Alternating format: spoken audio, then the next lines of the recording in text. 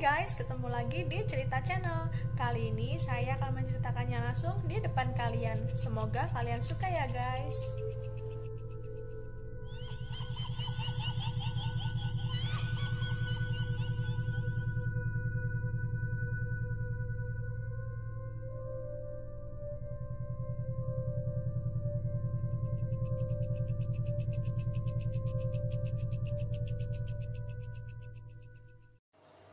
Oke guys, di setiap tempat itu pasti ada urban legend atau cerita yang udah turun-temurun dipercaya dari dulu hingga sekarang. Salah satunya ada di kota Surabaya. Cerita ini bermula dari keberadaan suatu mall yang telah berdiri sejak tahun 1980-an. Sebagian besar masyarakat Surabaya tahu bahwa mall ini dulunya bekas rumah sakit. Rumah sakit ini dikenal dengan nama Rumah Sakit Simpang. Hal ini karena rumah sakit ini letaknya dulu berada di persimpangan, guys. Rumah Sakit Simpang berdiri di atas lahan seluas 3.200 meter persegi, termasuk salah satu rumah sakit tertua yang ada di Surabaya.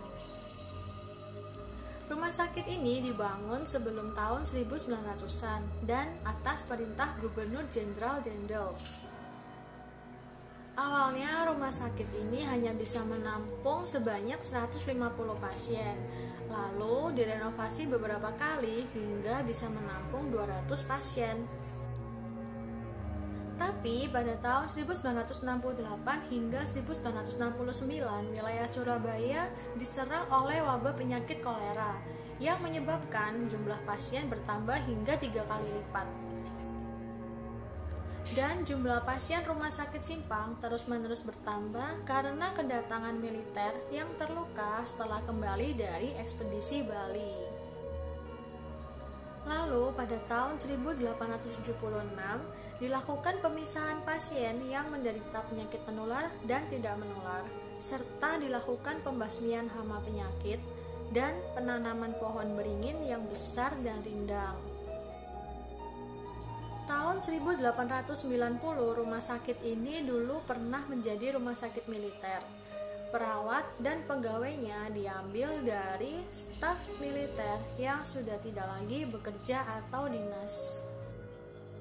Lalu pada tahun 1900 akhirnya rumah sakit ini diresmikan dengan nama Rumah Sakit Simpang atau bahasa Belandanya Centraal Burgerlijk Ziekenhuis Simpangsk.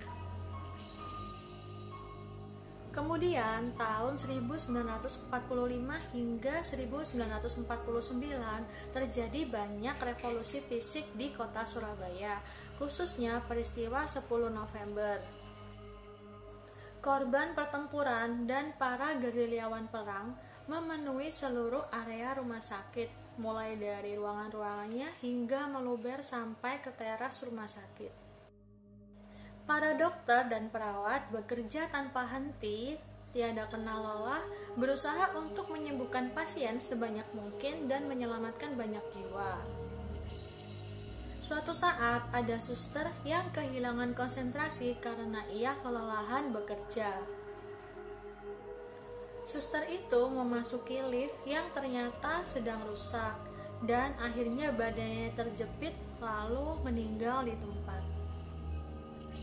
Karena meninggal tidak wajar, arwah suster ini bergentayangan dan sering menampakkan diri hingga sekarang. Karena kondisi badannya yang tergencet saat meninggal, otomatis dia dijuluki oleh orang-orang yang pernah melihatnya sebagai... Seperti biasa, saya nggak menyebutkan namanya ya guys, untuk menghindari hal-hal yang tidak diinginkan. Setelah sekian lama, rumah sakit Simpang ini akhirnya ditutup guys, dan bekas lahannya kemudian dibangun menjadi pusat perbelanjaan atau mall. Mall ini kemudian diresmikan pada tahun 1988 oleh Bapak Presiden Soeharto. Karena bekas bangunan rumah sakit, mall ini memiliki kesan angker yang kuat guys.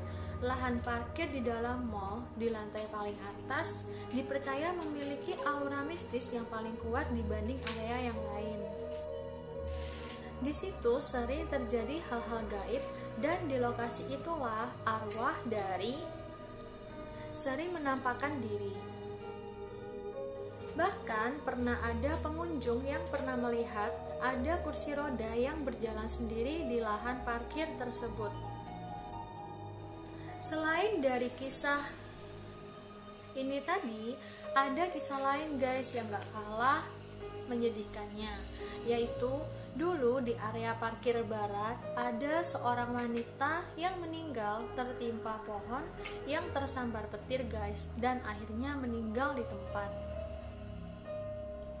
Arwah dari wanita itu juga kadang-kadang menampakkan diri guys kepada pengunjung atau orang yang lewat di tempat itu. Dan ada banyak orang juga yang sering melihat ada sesosok wanita berbaju putih yang terbang di antara pepohonan di area itu. Di bagian belakang mall juga ada pohon beringin yang besar. Itu terkenal sangat angker guys.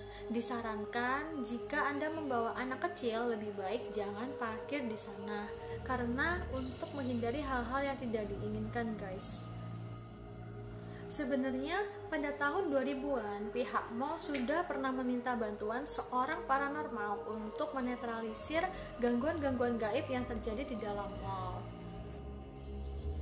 Ya, untuk menampakkan dan gangguan-gangguannya memang sudah berkurang jauh guys, tapi sosok-sosok legend yang ada di sana masih ada hingga sekarang.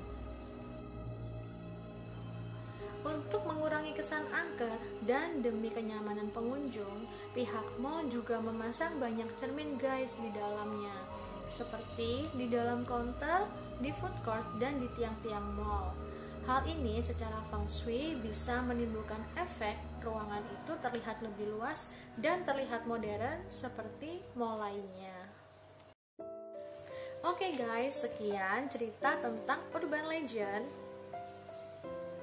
Jangan lupa subscribe, like, dan nyalain lonceng notifikasinya jadi kalian tahu ada video berikutnya dari cerita channel.